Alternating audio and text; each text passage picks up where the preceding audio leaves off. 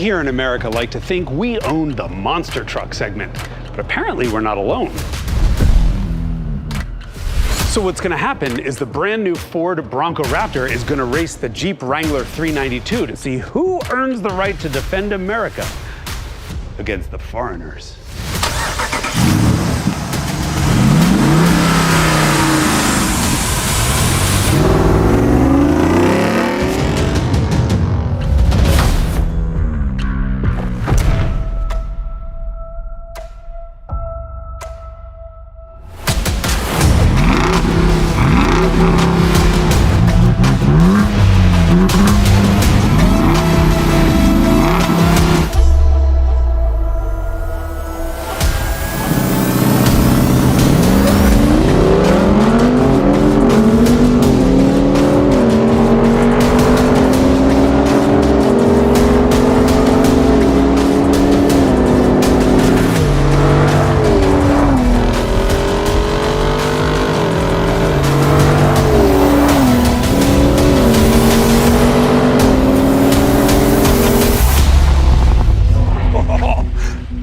Look, I'm not even a truck guy, and I gotta say, America's got two winners in this race. But really, only one of those winners can win the race, and it's gonna be the Wrangler.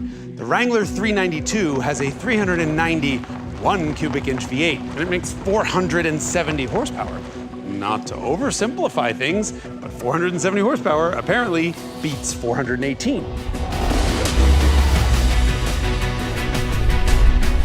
The Raptor was 80 yards back when the 392 crossed the line, but by the way, that is not a slow truck. Its 3-liter twin-turbo V6 makes enough power to catapult that thing to 60 in just 5.9 seconds.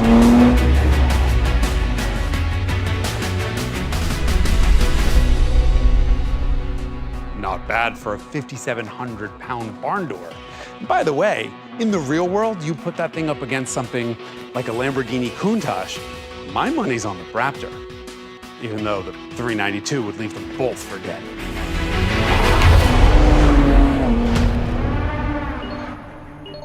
Which means, of course, the Jeep now gets to go against two of the other most legendary names in truckdom. It's V8 versus V8 versus V8. One naturally aspirated, one supercharged, and one twin turbocharged.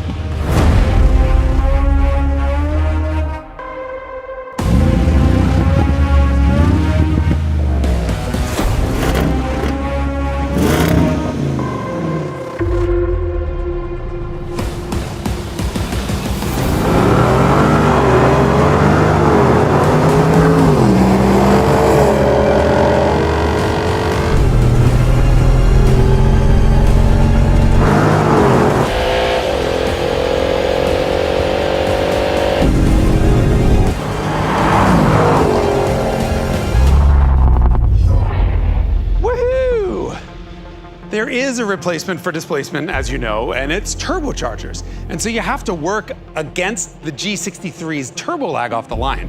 But if you get it right, that thing flings itself to 60 miles an hour in just 3.9 seconds. It damn near does a wheelie off the line. It's unbelievable. The 392 is right behind it. Thanks to delightfully short gears, that thing rips off a 0 to 60 just a tenth slower than the Mercedes, with no turbo lag to deal with. Unfortunately, even though the Mercedes is a quarter-ton heavier, well, its 107 extra turbocharged horsepower kick in, and it pulls a 61-foot advantage on the Jeep by the time it gets to the line. That's 0.4 of a second, traveling 6 miles an hour more quickly. But the really interesting thing is that Land Rover Defender 90 V8, because it got off the line really slowly. It was a half a second slower to 60 than the other two trucks. And that's surprising, because it makes 48 horsepower more than the Jeep and weighs within 75 pounds. Got off the line slowly because of longer gearing, but then it starts to catch up. And that thing, once it's moving, it is coming for you. It has enough power that not only did it catch up to the Jeep, but it would have passed it right past that start-finish line. It was going 5 miles an hour more quickly than the Jeep was when it crossed the line. Which means if this wasn't 1,320 feet and was instead 1,322 feet, well, the Rover would beat the Jeep. The insane AMG eked out a victory here, but if we'd started this race at 60 miles an hour, the Rover would have walked the AMG. And both of those monsters will keep going to an out-trucking-rageous 150 miles an hour. Though it needs to be said, if you're going to go those speeds, perhaps there is a different type of car better suited to that.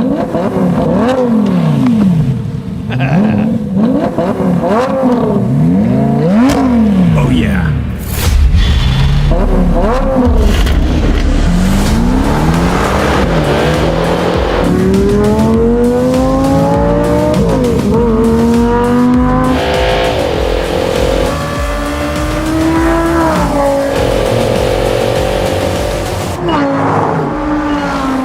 So the almost wheelie-popping 577 horsepower Mercedes Geländewagen leaves the similarly German, also not built in Germany, four-wheel drive 493 horsepower Lamborghini Gallardo off the line like the Lambo isn't even trying.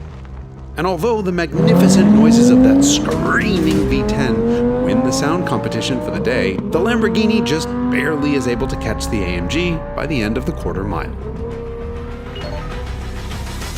And that, my friends, is just how fast the Mercedes G-Wagon is.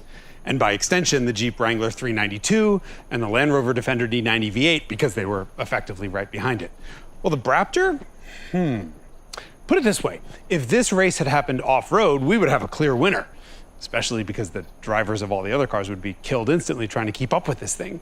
Many cars are fast, but nothing does what a Raptor does. Just wait until you see what I do to this thing next.